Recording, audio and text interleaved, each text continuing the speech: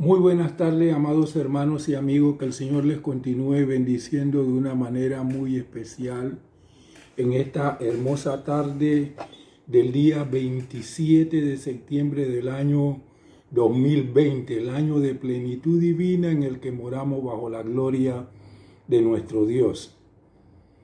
Hoy es un día especial, nos hemos reunido a través de Zoom con nuestras diferentes iglesias y yo sé que el Señor nos ha bendecido de una manera muy especial.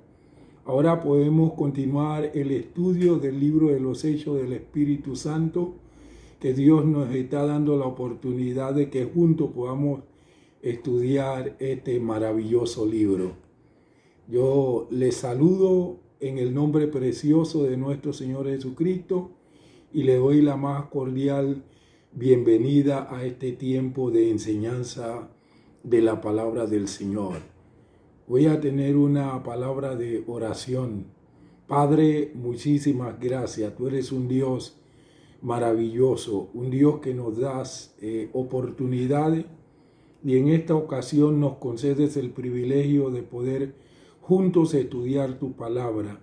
Como siempre te decimos que tu palabra es nuestro alimento, que no solo nos nutre, sino que nos transforma y nos renueva cada vez que escudriñamos tu palabra siguiendo la ordenanza que nos dio nuestro Señor Jesucristo de escudriñar las Escrituras, porque en ellas tenemos la vida eterna y ellas son las que dan testimonio de nuestro Señor Jesús.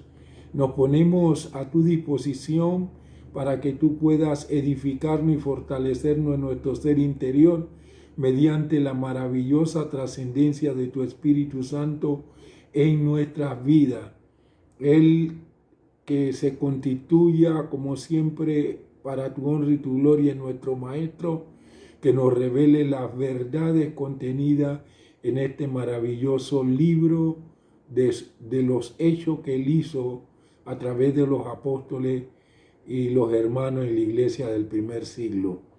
De antemano queremos darte la honra y la gloria por todo cuanto tú hagas, en el nombre precioso de nuestro Señor Jesucristo. Amén y amén. Aleluya. Bien, en el día de hoy, amados y amadas, le voy a estar compartiendo el tema, la oración de la iglesia. Continuamos en el estudio del capítulo número 4. En mi disertación anterior vimos la intrepidez, la libertad y la confianza de Pedro y de Juan al tener que comparecer ante el Sanedrín. Parte de esta intrepidez se debía al hecho de que habían estado con Jesús y en parte porque habían recibido una nueva unción del Espíritu Santo, en parte porque el lisiado estaba con ellos, sanado y salvado, y también porque sabían que habían otros de gran fe que estaban congregados orando por ellos. Este cúmulo de cosas le dio la seguridad en el Señor a ellos y por eso actuaron de una manera intrépida para poder testificar acerca de nuestro Señor Jesucristo.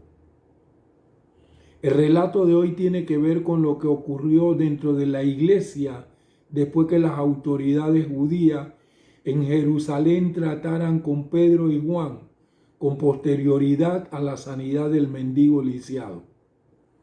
Después de ser puestos en libertad por las autoridades, Pedro y Juan fueron a la iglesia y le informaron a los creyentes de todo lo que habían dicho los dirigentes judíos.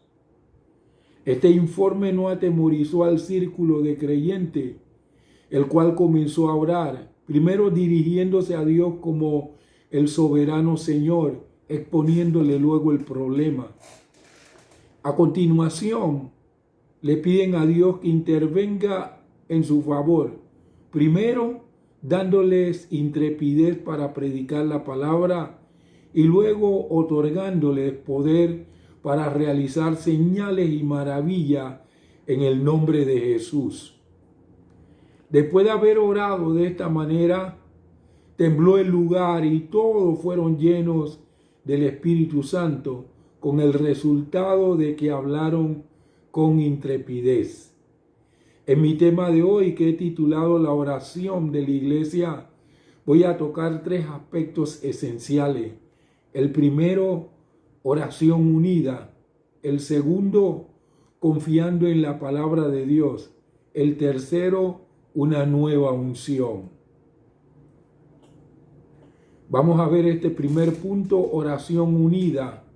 Está basado en Hechos capítulo 4, versículos 23 y 24, que dice de la siguiente manera: una vez sueltos fueron a lo suyo y le contaron todo lo que los principales sacerdotes y los ancianos le habían dicho.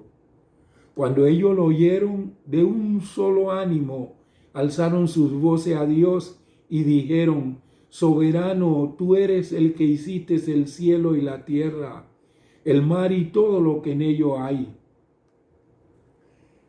Dice la palabra del Señor que tan pronto como Pedro y Juan fueron puestos en libertad, bueno, inmediatamente se fueron a reunir con los suyos, a quienes informaron de las amenazas del Sanedrín.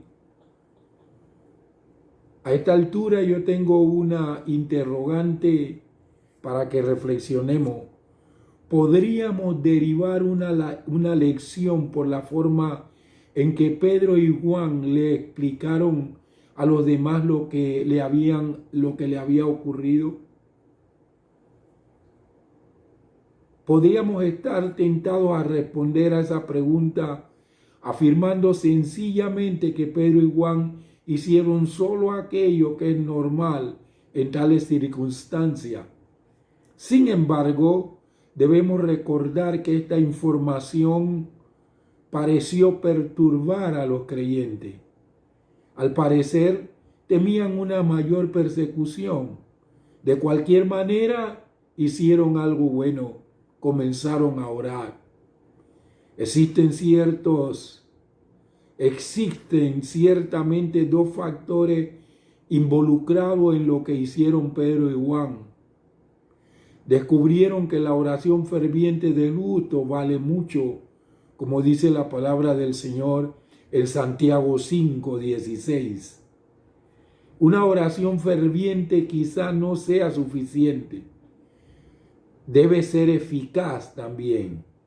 Y para que las oraciones sean eficaces, deben ser oraciones de verdadero arrepentimiento.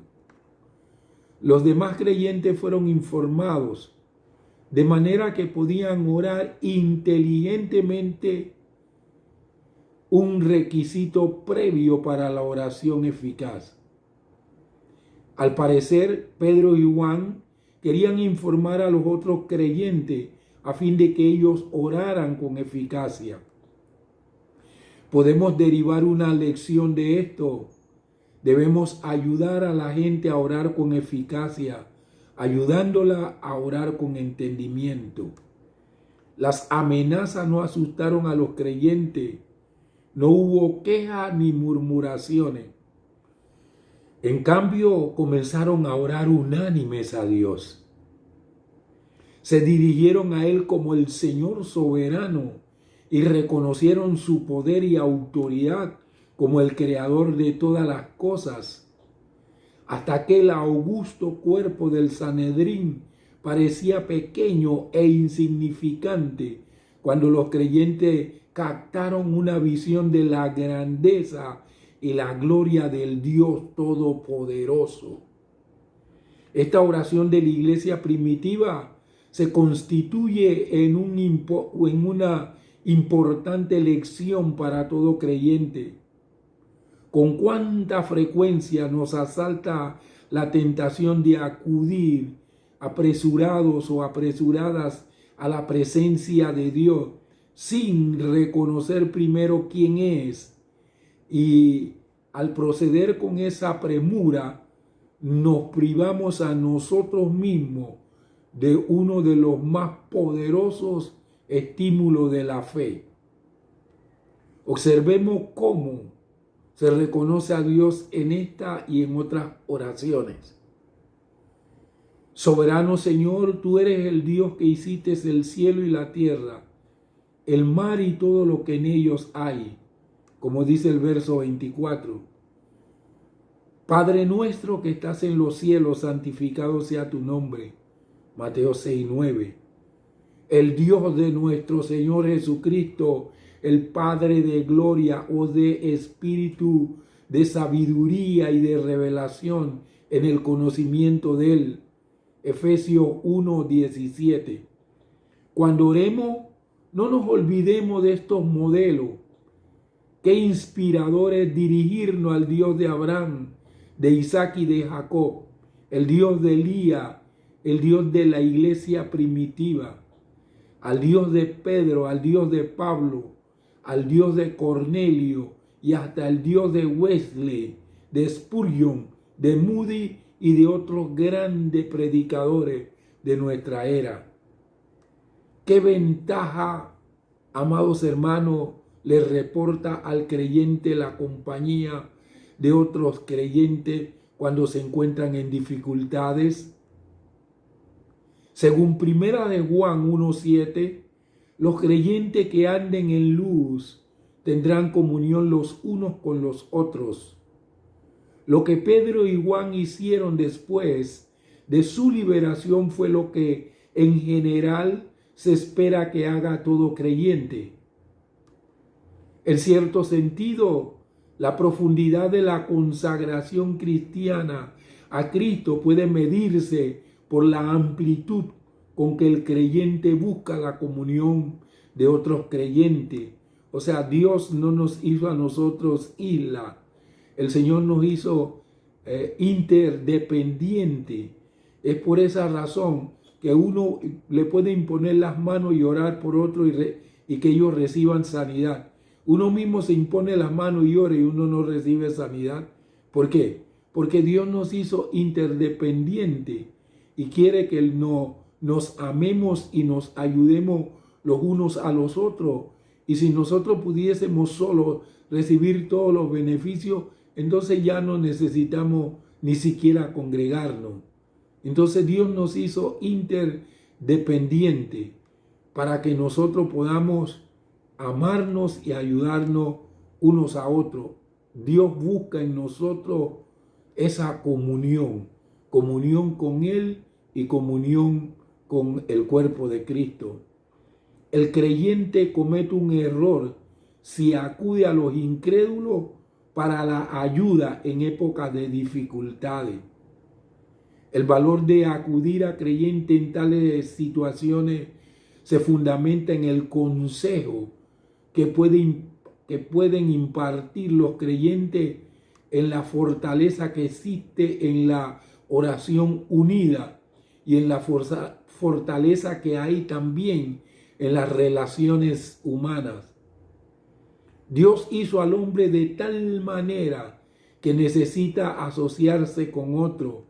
Pedro y Juan representan un buen ejemplo para nosotros.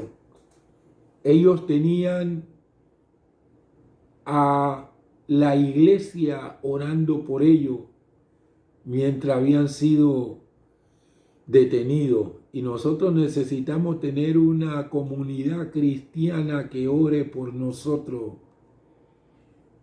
Nosotros también debemos buscar la comunión de los santos para que nos ayuden en los momentos difíciles de la vida, porque pasaremos por momentos difíciles. El Señor Jesucristo dijo: en el mundo tendréis aflicciones, pero confiad, yo he vencido al mundo. Y el apóstol Pablo dijo: es necesario que a través de muchas tribulaciones entremos en el reino de los cielos.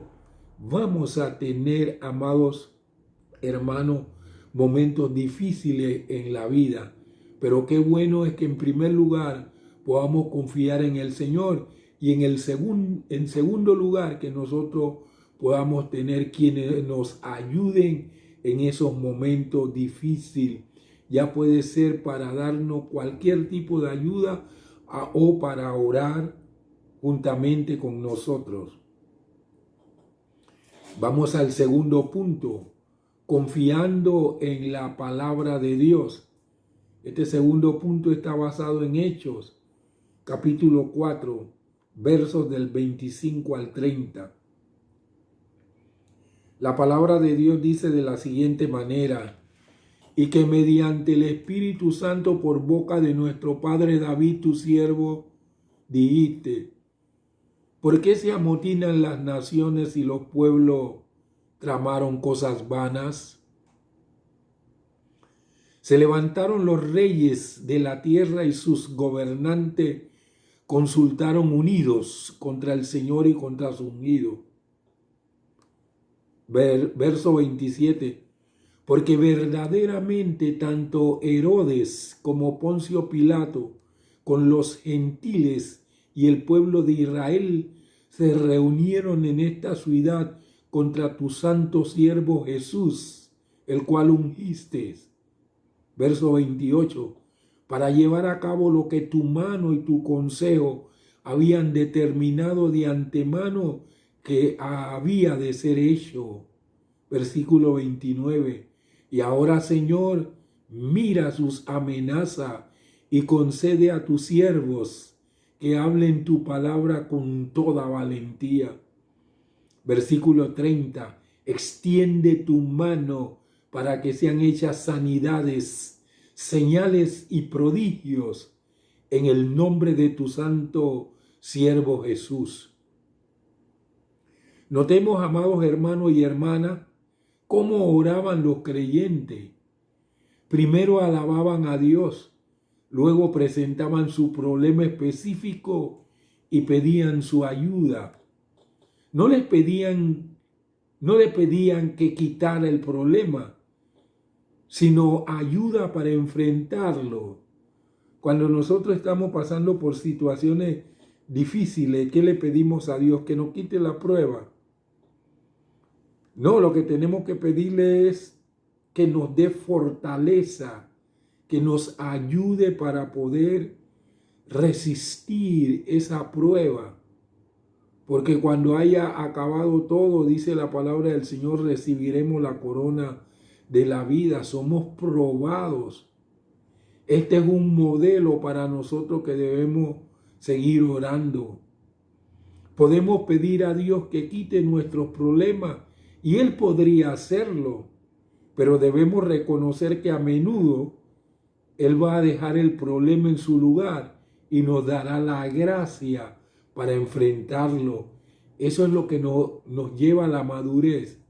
Cada vez que nosotros pasamos por una prueba y el Señor nos da la gracia para poder enfrentar esa prueba y salimos victoriosos, entonces vamos madurando, vamos confiando más en Dios y nos vamos rindiendo más al Señor, porque aprendemos lo que dice la palabra del Señor, que sin el Señor no somos nada y separado de Él nada podemos hacer. Los creyentes le recordaron luego al Señor de su palabra citándole el Salmo 2, los versos del 1 al 3. Observaron este salmo profético, que lo que les ocurría no era algo extraño, ni era un rompimiento transitorio de hostilidad, ni eran solamente los saduceos los que lo provocaban.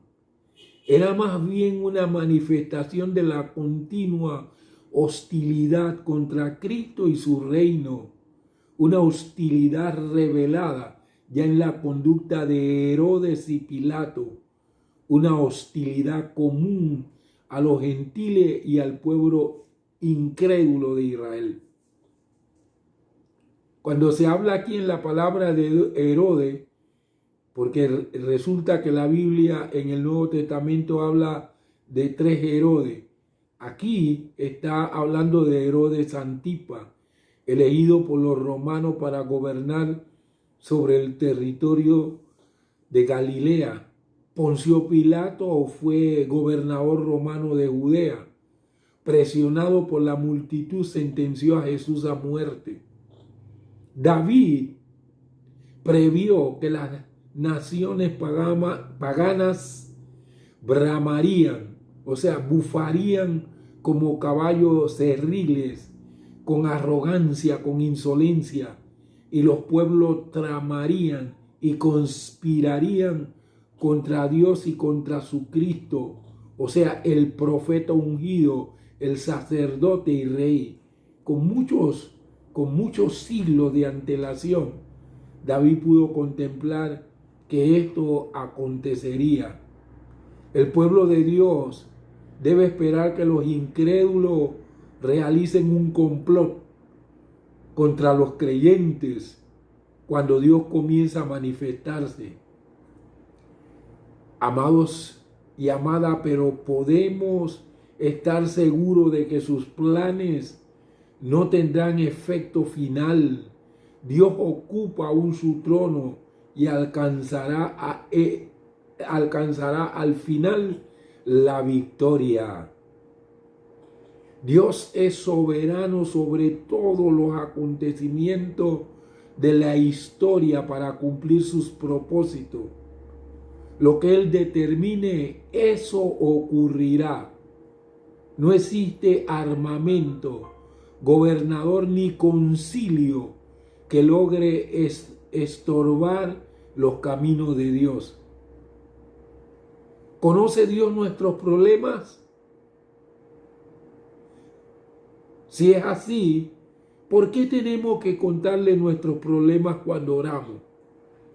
Si Él ya los conoce, ¿por qué nosotros tenemos que contarle nuestros problemas? Observemos en el versículo 29 de este capítulo 4 de Hechos que los creyentes le pidieron a Dios que se fiara en las amenazas de las autoridades. Y uno podría preguntarse, ¿estaba Dios consciente de estas amenazas? ¿Por qué fue entonces que los creyentes le pidieron a Dios que observara estas amenazas? Existen en la Biblia numerosos ejemplos similares a este pasaje. Un ejemplo procede del periodo de Isaías, cuando los asirios, alrededor del año 700 antes de Jesucristo, habían invadido la tierra de Judá y habían sitiado a Jerusalén. Los dirigentes militares asirios habían enviado una carta a Ezequías, rey de Judá, demandándole la rendición de Jerusalén.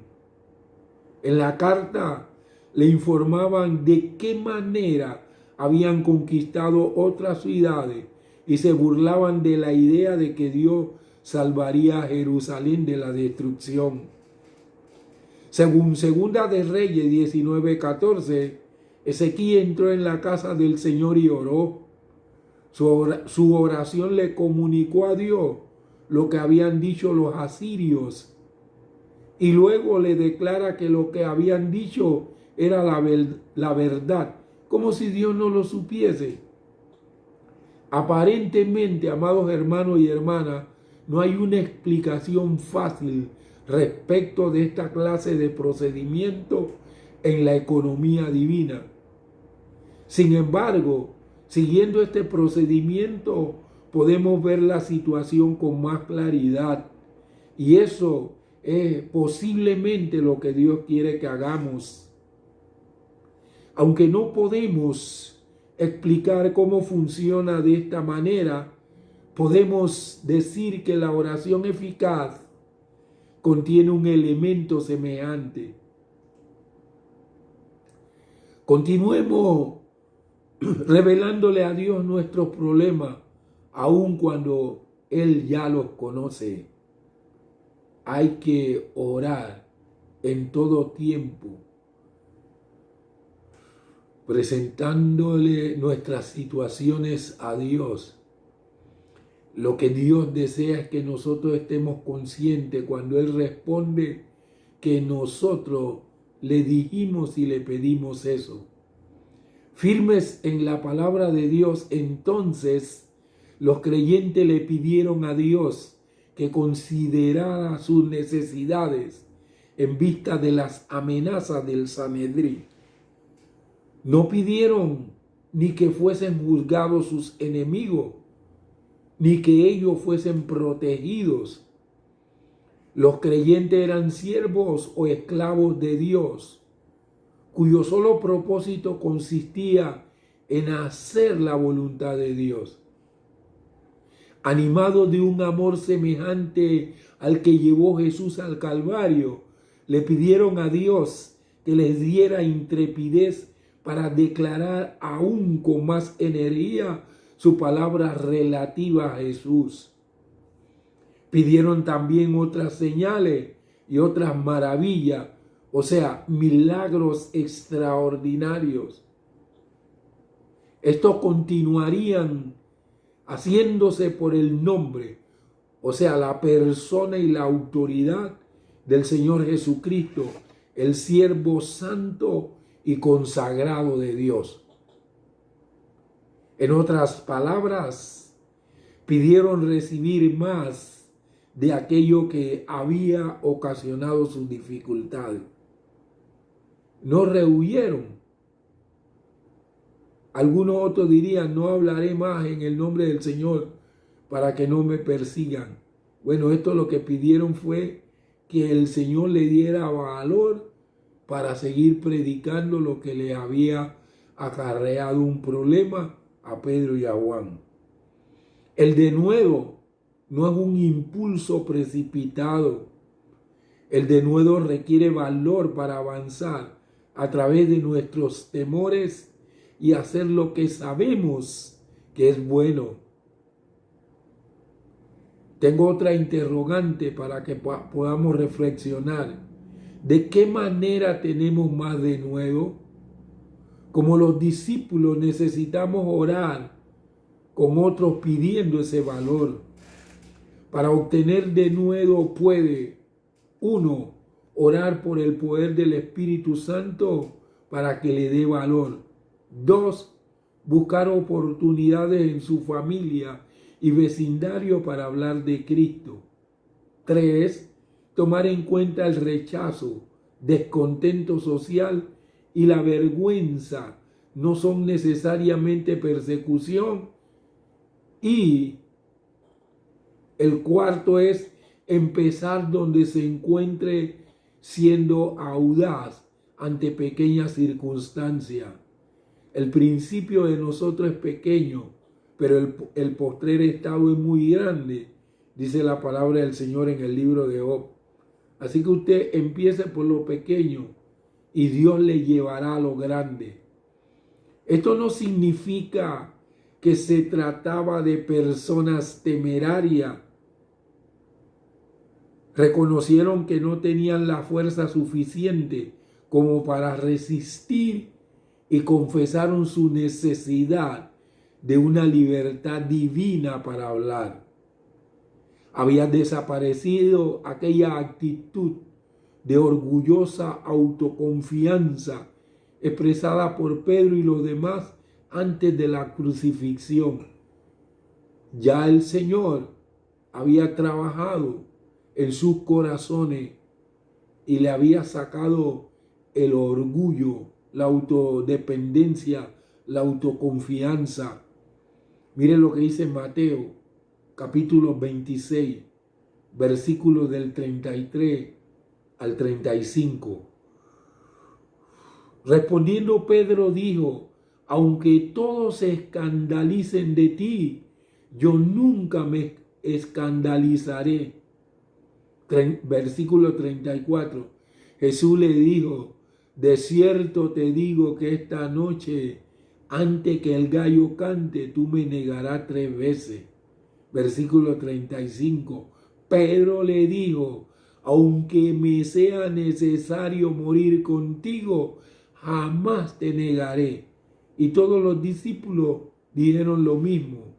Mis amados hermanos, todavía los discípulos necesitaban un trato, necesitaban pasar por una situación difícil. Y cuando Pedro pasó por la situación difícil, no se atrevió a decir que era un seguidor de Cristo, lo negó 3 veces.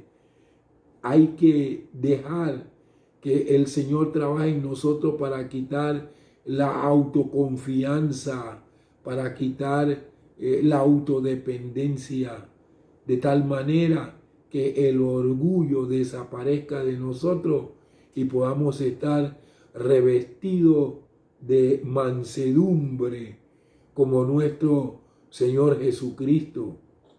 Ahora se daban cuenta de cómo dependían de Dios para la constante unción y para el valor y el poder. Vamos al tercer punto, una nueva unción. Este punto está basado en Hechos capítulo 4, versículos 31. Dice así la palabra del Señor: cuando acabaron de orar, el lugar en donde estaban reunidos tembló, y todos fueron llenos del Espíritu Santo y hablaban la palabra de Dios con valentía. Los creyentes, apenas finalizando la oración, cuando comenzaron a ocurrir varias cosas, el lugar tembló como si se hubiese producido un terremoto. Aunque habían recibido ya su bautismo pentecostal, recibieron una nueva unción para hacer frente a una nueva necesidad.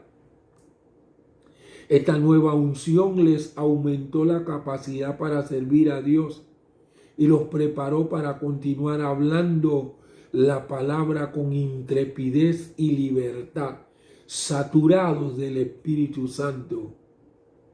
El libro de los Hechos presenta un cuadro de la expansión del cristianismo como un movimiento inspirado del Espíritu Santo bajo persecución, pero que se extendía rápidamente y penetraba hasta los más recónditos y remotos sitios de la civilización.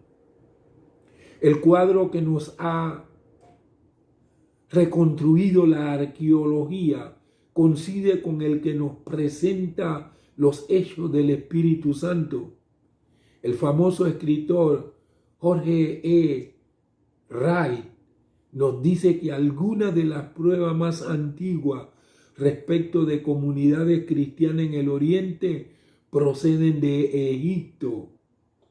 En este país se han encontrado numerosos fragmentos de papiro del Nuevo Testamento, escrito unos 100 años después de la muerte de Jesús. Existían progresistas pueblos cristianos hasta la región del Fayum, en la zona meridional de Egipto. Fue aquí donde fueron encontrados los famosos papiros de Chester Beatty, correspondiente a las cartas de Pablo, y ellos fueron hallados en el año 1931. En la ciudad de Roma, las catacumbas son un mudo testigo de la persecución de que fue objeto la iglesia del primer siglo. Las catacumbas no solamente eran cementerios, sino sitios de reunión en donde estos creyentes primitivos se congregaban en secreto.